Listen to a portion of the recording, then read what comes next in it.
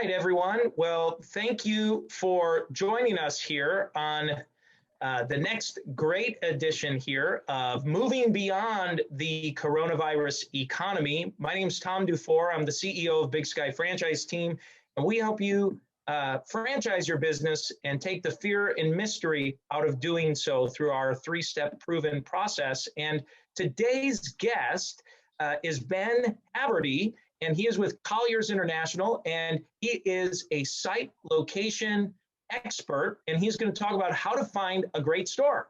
And he's going to go through his whole process. And I'm so excited to have him on here because he does work all over the country and really can support you anywhere in the world. Most of our clients, though, are here in the U.S. doing business and growing in the United States, and is a fantastic resource. I'm so excited to have him on to share about what he does and how he can help you in growing your franchise system for your franchisees. And by the way, at an unbelievable deal that they offer and working with you, which is why I'm excited to have him on here. So Ben, I'll turn things over to you. Thanks for being here. Tom, thank you very much. It's great to be here talking to the Big Sky franchise team, all the folks you've got. And we'll go ahead. Today, we're specifically going to talk about the topic of how to find a great store. We're going to walk your folks through the kind of the ABCs of the process, what we call the funnel process. And I'm just going to take a quick time to introduce myself as well as Colliers. My name is Ben Haverty. I've got 35 years experience both in retail and real estate. I've specifically head up Colliers franchise real estate group that's based across the country. Colliers International, if you haven't heard of it, it's one of the largest real estate commercial firms in the country. We've got a national, in fact, an international reach, but we also have local expertise. We do demographic analysis, we do site selection, we do lease negotiations, and specifically, as we talked about, the advantage for you is we have a practice group that specifically focuses on the unique needs of franchisors and franchisees and finding real estate for those locations. So that's and Ben, I want to interrupt you for one quick second there, just so that the folks that are listening here understand that. It's really, really important. I've been in helping companies grow through franchising now for over 17 years, and it's very hard to find, especially in commercial real estate, someone who is actually an expert in the unique dynamic that the franchisor, franchisee, this whole relationship and how it all works.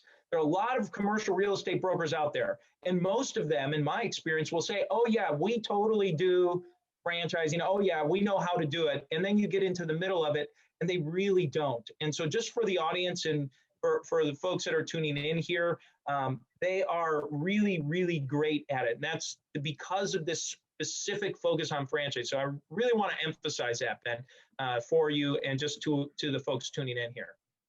And so my role is I'm usually the coordinator between the franchisor and the franchisee and the local broker. And as you can see on the map, we have offices in every state across the country and every major market. We can do we have hands-on, boots on the ground that know the market, know the landlords, know the rent rates, know how to get a deal done. But it's all coordinated locally through our office here in Atlanta. So let me just take the next step is years ago, I had a chance to climb Kilimanjaro with my son, and it was long and arduous, took about 4 days. I was exhausted. I never want to do it again. And I asked the guide, I said, does anybody ever die on these mountains? He said, the only people who die are the ones who don't have a guide. And unfortunately, or fortunately, sometimes in the real estate world, but getting a location can be one of the most expensive investments a franchisee can make. And if you don't have a wise guide, you can die. And so the rule of thumb is if you're going to climb Kilimanjaro, don't do it alone, have a guide. And if you're going to make one of the biggest investments of your business, which is finding a retail location, signing a 5-10-year lease, you want to have a trusted guide that's been up the mountain before and brought people back down alive. So that's what's important about having the right type of partner. So I think one of the questions is, why have a store? Why in the world of exploding e-commerce, why in the world do I even need a physical store anymore? And I think one of the way we can answer is, Why are successful e-commerce companies like Amazon or Casper Mattress or Warby Parker opening hundreds of retail stores? Why are these native digital brands starting to open retail stores? And the answer is simple, is omni-channel branding. They've come to realize that they can only sell so much product directly through the internet, that eventually, if they want to expand their business, they need a physical location that represents the brand, where people can come in and they can see, they can shop, and they can buy product that they may have seen on the internet and they want to come back, or they may go back and see and touch it, feel it, and then go home and buy it on the internet. And so just as physical retailers right now are investing in the internet and e-commerce companies are investing in physical stores, because it is a total package. If you're going to be a successful long-term retailer, you need both. So that's why you need a retail store, because people still like to get out and touch the product and buy it in the stores. So and just to interrupt real quick, Ben, I would say for our audience, some of the folks who are on here, I mean, their whole business is retail. Like that's their primary business. They are maybe a restaurant or a bakery or a studio or some kind of place that people are coming to. So, you know, their primary business is face-to-face, people coming together. Yep. And you will need a physical location to do that, to do it well. And what I want to do is I'm going to just talk about the process, and we're going to talk about it as the funnel process. And then I'm going to, after we talk about the process, I'm going to go through and give you a specific example of a franchise company based here in Atlanta and how we took them from concept to retail store to growth. And so let's just talk a minute about how the process works, how the funnel process works. And it starts at the very top with really getting all the customer data we can get. We really want to understand who your customer is. Where do they live? Where do they shop? Where do they work? We want to know how they use your product. And so we'll do a tremendous amount of data analytics on your customers and understand their demographics, so we know who they are and where and how they shop. Next, we'll figure out a budget, because this is a large financial commitment to open a store. And so we're going to put together with you a budget. And that budget looks like, the most simple parts of it is, how much retail space do you need? You need 1,000 square feet, you need 10,000 square feet. How much rent can you afford? How long a lease do you need? You want, a boutique may only need a lease for 3 years. A restaurant's probably going to have at least a 10-year lease. So, and in each industry, there's usually a rule of thumb. And most likely, if you're a franchisee, the franchisor already has some rules of thumb about what kind of operating expenses or rents you can pay. And that would go industry by industry. A restaurant's going to be very different from a recreation or a fitness. Each one is different, but there are kind of industry standards that you can go by. And after we create a budget, then we start the site selection process. We know who your customer is. We know what your budget is. Then we start looking for actual locations, and we'll come up with 3, 5, 10 of the best locations that match both your customer criteria, your store criteria, and your budget. And then after we find these, we'll put together what we call a letter of intent. And a letter of intent is literally, you've heard of letter of engagement. It's like getting engaged to the landlord. You put in writing what you want your life together to look like. How much rent can you pay? How much square footage do you want? How long do you want that lease for? Is the landlord going to give you some sort of tenant allowance? How long do you want that? Would you like options? So a letter of intent is non-binding, but it's basically kind of the engagement period between you and the landlord, where you're talking about what your life together is going to look like in writing. And when you both agree, said, yes, this is what we want, then we take another step down the funnel, and that is putting a lease together. And a lease is a legal binding document that says, hey, we are now formalizing this letter of intent and going into incredible detail about what it's going to look like. You might even call it a prenup. You were dating in the LOI, and now in your lease, you are signing the prenup, and you will not get out of it without some pain. But it basically, in writing, a legal binding document defines the relationship. And once the lease is complete, then we start the store build out, and we'll just talk a little bit about that next. And after the store build out, we get open, and then we start growing. So that's kind of the funnel process that I want to talk about. And to put that into, put some meat on that skeleton, I want to talk about a specific example. And we're going to use a company right here in Atlanta called 55 Fitness. And they have one store. And I'll tell you a little bit about the owner of the store. His family has the largest in-home care business in West Virginia.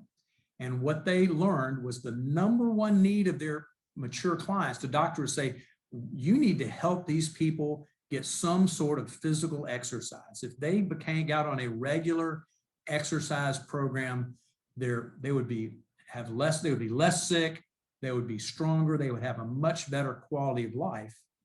And the question became, well, why aren't they doing it now? And as he asked his clients, why aren't you exercising? He discovered a niche in the marketplace, and that they didn't want to go, even though there may be a Crunch Fitness or a Planet Fitness, there may be a Soul Cycle, there may be a Goals Gym. They just didn't go.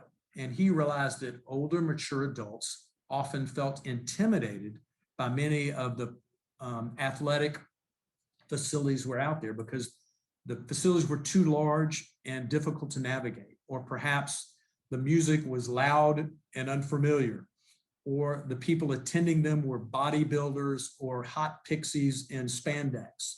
And they just felt, and the machines were confusing and difficult. And so he realized that if he could create an environment where seniors felt comfortable to go work out, that was something that they would pay for. So he created a model fitness brand called 55 Fitness that catered specifically to mature adults. And he came to us and said, hey, can you help us find our very first location? So what we did was we started to say, okay, let's understand your clients, the 55 Fitness client, who they are. They're 55 years and older. Where do they live? Usually in upper middle income suburbs. And where they use the product, they like to be near where they live. They don't want to go long distances. They want to be close by. And so we started to measure this group and do an analytical analysis and came up with an index to understanding who they were. And then we put together what we call a heat map. And then we said, hey, to the owner of 55 Fitness, based on your customer criteria, this is where your customer lives. And so it became very clear where he wanted to perhaps locate a store and where he didn't want to locate a store. Clearly, he didn't want to locate a store in downtown Atlanta. That's just not where his customer lives. So same thing we would do with you folks. We would put together a data analysis, and based on that analysis, we'd be able to come back and say, where does your customers physically live? Where do they shop? Where do they buy? And we would come up with a heat map. It becomes a very visual representation of where I need to locate my stores. And so he ended up putting a store right here in the middle of Alpharetta. And so we just started the site selection process and came and brought him 4 or 5 different locations. Excuse me, before that, we put together a budget. Said, we know where your customer is, but now we need to come up with a budget. How much money can we spend? So we started to talk about how much size, and he wanted to do between 35 and 5,000 square feet. We said, how much rent can you pay? And since this was his first store, he was going to be conservative. He didn't really want to spend more than about 5,000 a month in rent, which is not a lot, but he wanted to be careful since it was the first store. He wanted to get the landlord to contribute some tenant allowance, improvement allowance. He wanted to get some, what we call TI money, which the landlord says, hey, I'll contribute to this business in exchange for a long-term rent income stream. And he wanted to go just 5 years because since it's the first location, he thought, well, if I make a mistake, I don't want to be married this forever. Let's just have a 5-year commitment. And then if it's successful, I'll ask for options where I can extend it. So once you define a budget, one of the most important things we need to do now is come up with personal finances, because just like if you were going to go buy a horse, you want to check out the teeth and the pedigree. A landlord, when you go to a landlord and said, hey, I want to lease your building, I've got this exciting new business concept. what he wants to know is there money backing up this new business concept? And so as a franchisee, one of the first things you need to do before you go shopping for real estate is to have your finances in place to be able to present. So if you've got past P&Ls, you need to have those ready to share. If you've got at least 1 or 2 years of personal tax returns, you need to have those ready to share. If you've got an investment account, you need to have those ready to share, because the landlord wants to know that if the business fails, but yours would never fail, that there's going to be assets behind the business to keep paying the rent. So having your personal financials ready is very important. It's a part of the budgeting process. So after we had his budget, we went shopping for locations. And specifically, we came up with a location and we offered him 6, 7, 8 opportunities. And he picked Ellard Village, which is in Alpharetta, Georgia. And it's, instead of being like a Kroger shopping center, he felt like he wanted more of a boutique, higher end retail center that didn't have a lot of traffic, that was not super crowded, because he felt like he would be a destination more than a casual walk-in. And so we picked out this location, and then we started the LOI process, where we put together what we said a letter of intent. This is our dating letter. Said, hey, we want to get married, and let's talk about what a life together would look like in writing. So a typical LOI would talk about which space you want, how much square footage it would be, talk about what the rent is. Perhaps you've heard the term triple net, and triple net usually refers to what's going to be the cost of the taxes, insurance, and the common area maintenance. So when someone says in the real estate world, what the triple net is going to be $5 a square foot, they're talking about what the taxes are going to be, what the insurance is going to be, and what the common area maintenance is going to be, just so we have a little bit of terms. So we put together the LOI and came to an agreement. And then we went to a lease, where we take the next step and we say, hey, we've got this non-binding dating agreement, our LOI, and now we're going to put together our prenup that says this is our legal binding agreement that determines who's obligated to do what in this relationship between the landlord and the tenant. And it doesn't talk about, hey, how much rent you pay. It talks about, well, if the roof collapses, who pays for that? If there's a tornado and tears down the shopping center, who's responsible for rebuilding it? Do I still have to pay rent during that period of time? What if it's going to take over a year to rebuild it? Do I still have to be a tenant there? So it goes into every detail about what ifs in this relationship, and goes in great, great detail. And this is where a good franchisee will probably want to hire a real estate lawyer to look over this lease, to make sure there's no hidden legalese that you'll be sorry that you signed later. And so that's one of a wise investment you can make, is to pay a real estate lawyer to look through this, make sure everything that was in the LOI is in here, and there's no hidden thing in the lease that would come back to bite you. And then after you complete the lease, you start the build out. And at this point in time, your broker usually starts to step out of the process a little bit, but building out a store, hopefully your franchisor has already got somewhat of a blueprint for you to follow in your build out. But I will come back and say it's always best to over budget and under build, meaning that a lot of times franchisee or young entrepreneurs get so excited about the first store. They want it to be the prettiest, the most beautiful, most exciting, the most sexy place you can have. And that usually means it's going to be the most expensive. And the more money you pour in the building, hopefully you'll get out. But it doesn't guarantee a business will be successful. So sometimes it's wise to have, not let your stomach get better than your appetite, and be conservative in your building. Specifically for 55 Fitness, he went to one of the best store design teams in Atlanta and put together this beautiful design. He was so excited about it and had it priced it out, and it was going to be $250,000. And they had marble finishes, they had gold-plated bathrooms, they had light fixtures. It was spectacular. And he realized that that was not what he needed to do. And so he went back and found a very competent home builder and modified the plans and got looks very attractive, but he did it for 100,000 because he realized that he needed to take control of the build out. And after the build out comes a grand opening, which is kind of the birthing of the baby, and there's nothing more exciting than that for everyone.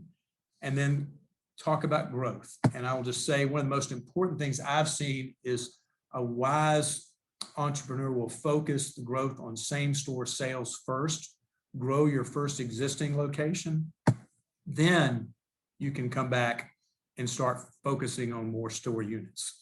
I mean, oftentimes I see somebody open the first store, and before that first store is barely born, they're already thinking about store 3, 4, and 5.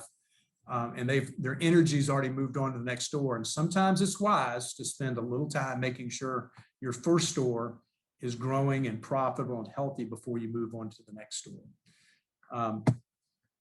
And the most important thing in understanding and having this kind of quality guide to lead you up the real estate mountain is with Colliers, there's no cost to the franchisor or the franchisee. The cost, Colliers gets paid by the landlord when the lease is signed. So all these services that you saw we provided to 55 Fitness cost him nothing. We invested a solid year with them coming up with all this. And when we got paid is when the landlord and him signed the lease, and the landlord paid our fee. And our hope is that he's going to go through and open hundreds of stores in the next couple of years. And every time we help him for free, the landlord will pay us a commission for that work. So all the work you just saw us do for 55 Fitness cost him nothing.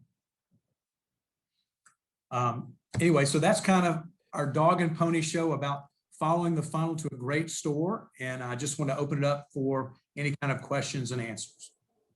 Great. Well, Ben, that was fantastic. I know I had just a quick question. As you were going through that funnel process, I understand this to be true, but I just like to make it clear for the folks tuning in, which, by the way, most of the people on here are, they are either current franchisors or becoming a franchisor, where they're looking to provide this service to their franchisees as they come on board. So my question is, everything you went through, this is just part of what you do when they work with you. Is that right? So yes. Helping create, the maps or the demographics and sorting out and picking the location and going through all of that. That's all part of what you are going to do.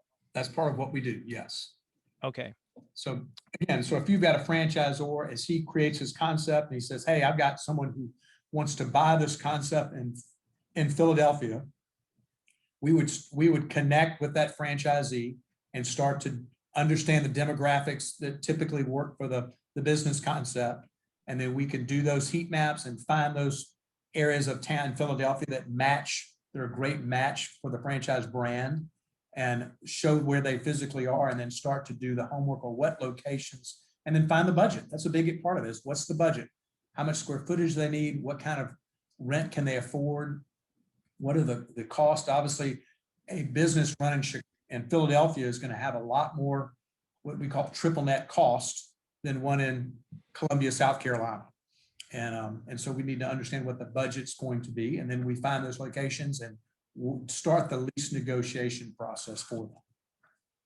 Great. Thank you. And please, anyone, we've got a, handful of folks, 6, 7 people on the line here. Please feel free, type any questions into the chat box, or, just put designate your name by checking a box, or putting raising your hand or a thumbs up. I'll unmute you so you can feel free to talk to Ben directly here. And I'm going to come back and say again, for a franchisor, one of the most important things you can do is to make sure that your franchisee has a wise real estate guide in whatever market they go to. Because if they don't, if they make a poor real estate decision and get a bad location or an expensive lease, and they don't make any money, and they belly up, they walk away, it's going to reflect badly on you and your franchise brand. And so you want to make sure that if they need real estate to run your franchise business, that they have a wise guide. And so that's why we put together this franchise practice group, to make sure that if you have a franchisee in any market, can call up and we would be happy to step in and work with you. We work with a company out of California called Pizza Halt, and they do not organic pizza, but organic pizzas, and they've got clients looking in Florida and Texas and Philadelphia and Wyoming, and we are able to help them start to look for locations in every one of those places. And so we are very diverse, and we want to make sure your franchisee makes good decisions which reflect happily on you. Great. Okay, so let's see here. Carrie, you've got your hand up. Let's go ahead and unmute you. All right, you are free to talk at will. Let's see. Just unmute yourself there. Yeah. Hey guys, sorry about that. This is Warren. Are we on this? We're not on the screen, are we? No, it's showing up, but we can Okay. hear you. Good, because I'm not dressed. No, I'm joking. Anyway, I have a question. Great presentation. Just in terms of, the COVID recovery, how open are landlords at the moment to renegotiating the lease, like rent and the terms? They're not open at all. Yeah, that's my experience. It's a non-discussion right now. Perhaps in March of last year, they may have thought about it, but right now they've got tenants, it depends on if you're in San Francisco or in New York, that might be market, but if you're not in those markets, retail is booming. Well, we're in LA, and our different story. landlord is very difficult. They're a big company, and they don't even seem to want tenants. The building's half empty, and they not even looking for people, but they don't want to renegotiate anything. And unfortunately, that's the same thing in the office world. Yeah. All around the world are empty. Yeah. And landlords are waiting them out. They're not cutting rents. Wow. Simply saying, hey, if we'll do a shorter term, but we're not going to cut your rents. And they've got a contract, and so they don't have to. Yeah. What about back rent? Are they kind of how are they dealing with that? Because obviously we had a few months last year where we couldn't pay. How are they spreading that over the lease, or how are you catching up? That's a unique situation between each landlord and each tenant. Yeah. Positive relationship they are. If the landlord feels like the tenant is a good long-term bet and understands, if they were a restaurant and they had to close down legally, yeah, they know they weren't taking advantage. They're struggling, and so a lot of landlords are trying to work with good retailers to help them come back. And they may defer rent. They're not usually canceling rent. They may say, hey, we'll give you 6 months, no rent, but you're going to end up having to either pay it over the next 18 months, or we'll tack it on the end of your lease. Well, the 6 months of rent we give free now, we're going to add 6 months to the end of your lease. So there's lots of creative solutions, but it's up to the tenant to initiate with the landlord and say, hey, here's a win-win solution. But simply saying, I'm not going to pay my rent because I can't, is usually not a good start to a conversation. Yeah, I agree. We have worked with them, but it's kind of funny. The last conversation with the asset manager was probably in November last year, and haven't heard from them since. I gave a proposal and they haven't got back to us. So we've been paying rent this year, but we do have some rent from last year to catch up, and they don't seem to be in a hurry to do it, and I'm not in a hurry to pay it. So, well, I think the best thing you can do is, one, be the initiator. Yeah. Records, keep in contact. Just say, send an email every month saying, hey, we want to stay. We want to be a good tenant. Times are difficult. We look forward to working with you to find a solution. I would continue to be the initiator in that relationship. Yeah. And I'll be doing that. Long detailed log of all the good things you've told them. Yeah, I agree. Okay, thank you for that. You're welcome. Great questions. Thank you. Additional questions, comments, ideas, thoughts, anything for Ben while we have him here? I am going to make a comment that I think a lot of people right now feel like, okay, the pandemic's, they've read the newspaper, they've looked at TV, and they believe the Kool-Aid that says retail is dying. all these retailers are going out of business. Space is abundant everywhere. I can get the deal of a lifetime, and that is not true.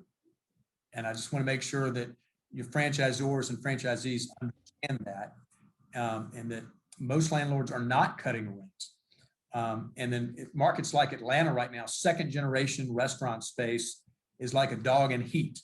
There's everyone chasing it, and because everyone wants to open a restaurant that's already got existing infrastructure, and landlords are raising rents like crazy because they've got so much interest. So I think it needs to be realistic in the marketplace. If you said, hey, 2 years ago, I saw, this rent was quoted at $20 a square foot. I bet it's now 10. It's not. It's still $20 a square foot, and maybe $25 a square foot now. So I just want to be clear. The only deal in retail real estate right now is if you need 100,000 square foot box. There's lots of those, and those are cheap. But if you're looking for 1,000, 1,500, 2,000, 3,000, there's no discount in the marketplace. That's great. Great. Well, Ben, I'm not seeing any other questions come through, and I am so grateful for this. How can people get in touch with you? What's the best way for that to happen? You can simply email me at ben.haverty@colliers.com. ben.haverty@colliers.com. That's the best way to get hold of me.